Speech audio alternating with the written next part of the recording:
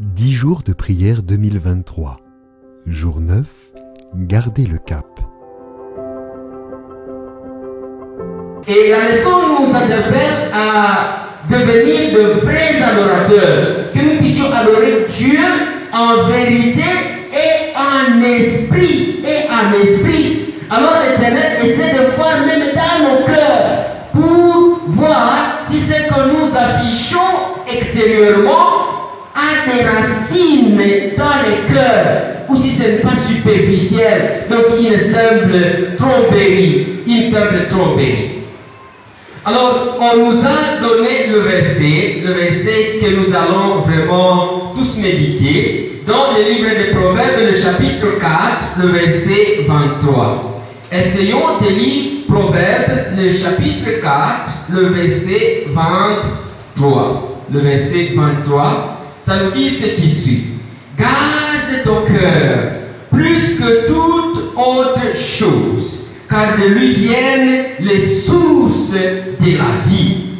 Garde ton cœur plus que toute autre chose, car de lui viennent les sources de la vie. Les sources de la vie.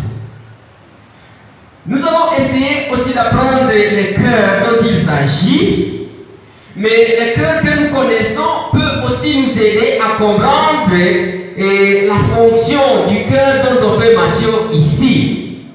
Mais ici, nous sommes d'abord interpellés à bien garder nos cœurs plus que toute autre chose. Plus que toute autre chose. Est-ce que vous vous êtes une fois posé la question de savoir comment évolue mon cœur? Comment je dois gérer mon cœur? Est-ce qu'il vous arrive dans vos planifications des activités de la journée de planifier aussi comment vous continuez à gérer votre cœur? Est-ce que vous arrivez vraiment à penser à cela? Ou bien nous ne nous soucions pas de notre cœur, ou nous vivons comme je ne sais comment, mais ici nous sommes interpellés à garder nos cœurs plus que toute autre chose. Donc s'il y a des choses à garder, c'est tout d'abord les cœurs. Car de lui viennent les sources de la vie. Nous avons tout d'abord les cœurs que nous savons, les cœurs là biologiques, et qui se trouvent là peut-être dans votre poitrine. C'est ces cœurs-là qui constituent l'organe, c'est l'organe-là qui essaie de pomper les cœurs dans tous les corps pour que les cellules du corps reçoivent le sang, et c'est le sang qui essaie de vivifier les cellules et même les organes du corps. Donc notre cœur est vraiment central puisque ça amène la vie dans des cellules. Alors de cette façon-là, de notre cœur biologique, c'est de cette même façon-là que nous devons comprendre les cœurs dont on veut parler ici, puisque ce n'est pas les cœurs biologiques comme nous allons les constater. Ici d'abord, on nous a donné les exemples de personnes qui peuvent agir de telle sorte que vous puissiez vous étonner et même vous manquer si c'est réellement la personne que vous avez déjà rencontrée. Tout simplement parce que vous le connaissez d'une façon lorsque vous l'avez toujours vu extérieurement, mais il continue à cacher d'autres choses ou bien même d'autres réalités que vous ne connaissez pas. Ici on nous dit, si vous regardez les informations chaque jour, vous attendez ou voyez les êtres humains agir d'une manière qui fait douter de leur humanité. Donc si vous essayez de suivre les informations qui se passent ici-bas, vous pouvez même être surpris de constater des personnes qui agissent de la façon dont on ne peut pas s'attendre d'un humain. Donc quelqu'un qui agit peut-être comme une bête. Et alors vous avez toujours parlait de bêtises. Il a toujours fait des bêtises. Souvent, ce terme-là m'a toujours fait défaut. Lorsqu'on dit vous faites des bêtises, donc vous agissez comme une bête. Comme une bête. Alors, cela se manifeste. Il y avait une fois, c'était une femme dans une église donnée, que je ne vais pas vraiment, dont je ne vais pas mentionner le nom, mais on s'était déjà préparé pour la cérémonie de Sainte-Seine. La cérémonie de Sainte-Seine, on l'avait déjà annoncé à l'église, et pendant que les diacres étaient en train de préparer tout ce qui était nécessaire, il est arrivé que certains autres diacres se sont éloignés et ont laissé la place à une maman qui s'était attardée toujours dans la salle de préparation de Sainte-Seine. Mais qu'est-ce qu'elle faisait là? Ce n'était pas parce qu'elle voulait monter la garde, non, mais elle avait une mauvaise intention. Elle avait déjà prévu peut-être du sel à ajouter dans le vin que les membres vont boire. Le poisson. Gloire soit rendue à Dieu, puisque lorsque ceux-ci, le premier, ont sorti, ils ont dit, mais pourquoi cette femme reste dans la maison et même dans la chambre? Essayons de voir ce qu'elle va essayer de faire là-bas. Ceux-ci ont observé et l'ont vu en train de faire sortir quelque chose et mettre ça dans le vin. Toute l'église allait mourir. Mais gloire soit rendue à Dieu, puisqu'il y a eu ceux qui l'ont observé. Bon, je sais que vous pouvez même connaître la personne. Bon, mais c'est juste pour vous dire que les gens n'ont pas vraiment de bonnes intentions. Il y en a qui agissent comme des bêtes. Comme des bêtes. De telle sorte que vous doutez vraiment de leur humanité. Donc vous vous dites, est-ce que c'est une personne ou bien elle est devenue comme une bête? Comme une bête. Vous avez toujours entendu des affaires de zoophilie, c'est-à-dire des personnes qui essaient de faire l'amour avec les animaux. Il y en avait eu un là que j'avais vu quelque part, et encore vous pouvez connaître, je ne veux pas mentionner le nom, mais cette personne-là avait fait, n'est-ce pas, l'amour avec les canards, non, avec la canne. Avec la canne.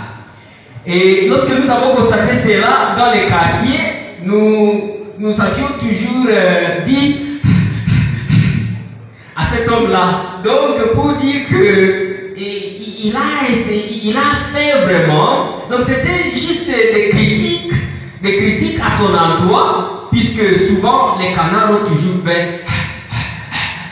Et quand nous le voyons, c'est ça ce que nous avions toujours dit.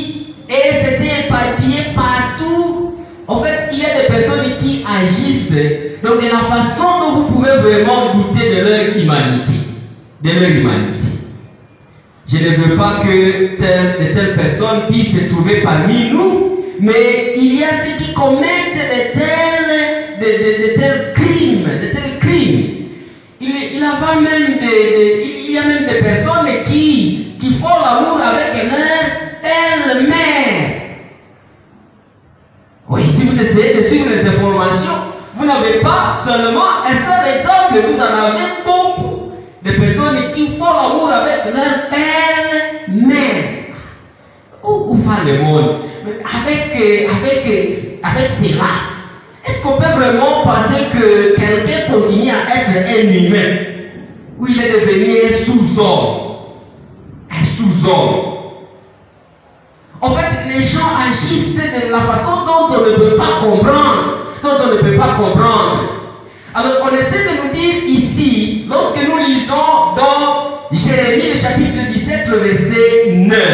Jérémie, le chapitre 17, le verset 9. Essayons de lire tous ce texte-là. Jérémie, le chapitre 19, le chapitre 17, le verset 9, ça nous dit ce qui suit. Ce qui suit, le cœur est tortueux par-dessus tout et il est méchant. Qui peut le connaître? Le cœur est tortueux par-dessus tout et il est méchant. Qui peut le connaître? Donc ce cœur-là que vous avez, le cœur-là, est tortueux. Donc n'a pas vraiment une ligne de conduite qui soit vraiment droite. Mais il y a toujours, comme nous avons toujours remarqué, comme des chemins détournés dans le cœur, comme des chemins détournés dans le cœur. C'est pourquoi vous ne pouvez pas être surpris que tel que vous savez vraiment, et peut-être votre compagnon, mais qui essaie d'appeler les bandits pour vous enlever, En fait, lorsqu'il y a toujours eu enlèvement, lorsqu'il y a toujours eu peut-être vol d'argent, il ne faut pas penser que c'est quelqu'un qui est en Amérique, qui ne vous connaît pas, qui est arrivé à faire cet acte-là. C'est ça a toujours été, puisque nous l'avons toujours entendu, des gens qui marchent toujours à côté de vous, qui essayent de donner signe aux autres pour qu'on puisse vous faire du mal. Et vous pouvez peut-être vous convaincre de marcher avec quelqu'un, mais du moment où vous ne savez pas son cœur, quel genre de vie nous vivons dans ce monde. Même votre ami avec qui vous marchez bien, mais c'est lui qui monte même des stratégies pour votre enlèvement, pour votre tuerie. Nous devons abandonner ce genre de vie. Ce genre de vie. Le cœur est tortueux par-dessus tout. Qui peut le connaître? Mais nous devons garder notre cœur plus que toute autre chose. Donc il faudrait qu'il arrive des occasions où vous essayez d'analyser votre cœur. Essayez d'analyser votre cœur. Qu'est-ce que vous cachez dedans? Qu'est-ce que vous cachez dedans? Vous savez que même vos prières peuvent rester inattendues, tout simplement parce que vous essayez de cacher votre cœur à l'Éternel alors qu'il connaît tout. Donc vous essayez de paraître comme si vous montrez une belle face à l'Éternel en priant alors qu'il voit ce qui est d'abord dans les cœurs. Dans les cœurs. Tout cela, ça peut entraver nos prières pour que nous ne puissions pas trouver des réponses qui soient vraiment justes, puisque Dieu ne peut pas répondre à un méchant. Nous devons donc voir ce qu'il y a dans nos cœurs, qu'est-ce que nous cachons. Il y a même des choses qui ne sont jamais venues en hallucination, ou bien même en rêve. Vous n'avez jamais rêvé ça. C'est vous seuls qui gardez le secret de cela. Vous savez qu'il y a même des péchés qu'on garde vraiment dans les cœurs, qu'on essaie de caresser dans les cœurs, on les garde bien. Ça n'est jamais venu dans les rêves, ou peut-être en vision, même en hallucination. Vous continuez à garder ça dans votre cœur. Lorsque vous essayez de cacher telle chose dans votre cœur, en tout cas, vous ne pouvez pas marcher dans la vie spirituelle. Il y a toujours eu, comme nous l'avons toujours observé, une dégénérescence spirituelle dans votre vie. La leçon de ce soir nous invite, nous interpelle à reconsidérer ce que nous avons toujours caché dans nos cœurs, ce que votre maman ne connaît pas, ce que votre papa ne connaît pas, ce que vos frères et même vos soeurs ne connaissent pas. Nous devons voir cet élément-là. Qu'est-ce que vous continuez à garder dans vos cœurs qui puisse vraiment entraver la suite logique de vos prières. Que chacun essaie de voir dans son cœur. S'il n'y a pas vraiment des choses qu'il essaie de caresser. Et pendant longtemps, il essaie de caresser cela. Et lorsque vous voulez peut-être lui faire part de sa situation là, la personne peut dire non, non, moi je me suis déjà habitué comme ça, je me suis déjà habitué à cette façon de vivre. Est-ce qu'il n'y a pas de péchés que vous avez chéris et qui sont devenus comme votre caractère? Comme votre caractère. Combien nous avons ici des hommes qui essaient d'abandonner leurs femmes au foyer et qui s'amourachent avec des jeunes filles dans les quartiers? Nous en avons ici. Nous en avons ici. Vous voudriez qu'on vous donne les noms? Mais il y en a ici. Et combien il y a des femmes, tout simplement parce que votre mari est parti, et c'est ça ce que nous avons trouvé aussi comme difficulté ici, à Butembo. Nous avons rencontré que beaucoup de femmes de l'église vivent seules à la maison. Leurs maris sont allés peut-être à la province orientale, peut-être à Katanga, je ne sais où. Et ces femmes restent ici. Il y en a certaines qui commettent vraiment de l'infidélité. Il y en a. Il y en a. Ici même. Il y en a. Alors nous devons abandonner cela. Ça n'a jamais paru au grand jour. Mais n'attendez pas que ça paraisse pour que vous puissiez vous repentir ou bien abandonner une éternelle vie. Et il y en a même qui ont des femmes ici, mais qui continuent toujours à chercher des filles. Il y avait même, nous avons trouvé dernièrement une fille qui était venue et qui nous a montré des messages. Et cette fille nous a dit, à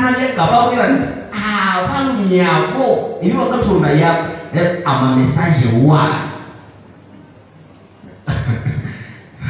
nous allons lire ce message-là du haut de la chair de certains jours. À certains jours. Il y a des messages. Lorsque vous vous permettez même d'écrire un message, ça c'est vraiment des... Je ne vais pas vous apprendre la façon peut-être d'agir, mais tout ce que vous faites, même à cachette, c'est mis au clair du jour. Au clair du jour. Combien d'hôtels vous avez fréquenté ici? On connaît. On connaît. Vous êtes passé peut-être par des quartiers ici. Ça, c'est connu. Même si vous pouvez vous convaincre que ce n'est pas à Paris, mais on connaît ça. Ce que nous voudrions vous interpeller, c'est à quoi nous voudrions vous interpeller cette soirée. C'est que nous puissions considérer cette façon-là, notre façon-là d'agir de manière clandestine. Donc d'agir comme des espions, des espions. Il y en a même des espions à l'église, des espions spirituels qui agissent comme je ne sais comment. Mais tout cela est connu au grand jour par Dieu. Par Dieu. Alors nous devons donc nous efforcer d'abandonner cette façon-là d'agir. Cette façon-là d'agir, ça ne peut pas cadrer avec les prières que nous adressons à l'Éternel tous les jours, tous les jours. Sinon nous allons essuyer la fatigue lorsque nous essayons de prier pour quelqu'un qui est comme ça, alors qu'il essaie de cacher beaucoup de choses dans son cœur. Ça ne peut pas marcher, ça ne peut pas marcher. Que l'Éternel vraiment nous apprenne la bonne façon de déchirer nos cœurs, les cœurs qui est tortueux par-dessus tout. Mais si nous pouvons les garder, ça va nous donner la vie plutôt que de nous apporter la mort. La mort. Essayons de lire ce texte-là des Proverbes. Proverbes, le chapitre 4, le verset 23. Proverbe 4, verset 23, ça nous dit ce qui suit. Garde ton cœur plus que toute autre chose, car de lui viennent les sources de la vie. Les sources de la vie. Nous allions également lire le texte là qui nous dit que c'est de l'abondance de notre cœur que la bouche parle. Donc tout ce que nous disons vient de nos cœurs, Alors toutes nos pensées sont dictées vraiment par ce cœur-là. C'est le cœur cérébral, le cerveau, le siège de votre pensée. Nous devons bien gérer ça. Qu'est-ce que nous mettons là-dedans? Vous savez que le cœur est nourri par c'est à quoi nous nous attardons. Donc si nous nous attardons, si quelque chose, ça va entrer dans notre esprit et ça va y demeurer. Vous ne pouvez pas dire que vous êtes en train d'observer un film pornographique et que bon, ça finit là et ça s'arrête là. Ce n'est pas entré dans votre esprit. Non, non. Ça entre dans l'esprit et ça forge un certain caractère dans votre vie. Alors, sachons bien gérer nos corps, nos cœurs, puisque notre cœur peut nous amener la vie si nous le gérons bien, et ça peut apporter la mort si ça dépend de la façon dont nous l'avons géré. Si nous lisons la Bible tous les jours, notre esprit sera nourri par cette lecture. Et tout ce que nous allons dire, tout ce que nous allons faire, ça va refléter que nous sommes des personnes qui s'attardent à la lecture de la Bible et nous avons été façonnés à la façon de la volonté de Dieu. Que l'Éternel nous accorde chacun à considérer son cœur, son cœur. À partir de ce soir, lorsque vous serez à la maison, essayez d'analyser votre cœur, de scruter votre cœur et voir tout ce qui est là, tout ce qui est caché. Et priez l'Éternel pour qu'il vous accorde la bonne façon de gérer ce cœur, et c'est dans la lecture de sa parole. Puisque si nous lisons la Bible, alors notre esprit va se nourrir de cette parole de Dieu. Et tout ce que nous allons produire, et même notre façon d'adorer, ça sera cette façon-là dont Dieu a besoin. Nous allons l'adorer réellement, en esprit et en vérité, et non pas superficiellement. Que l'Éternel bénisse sa parole au nom de Jésus-Christ. Amen.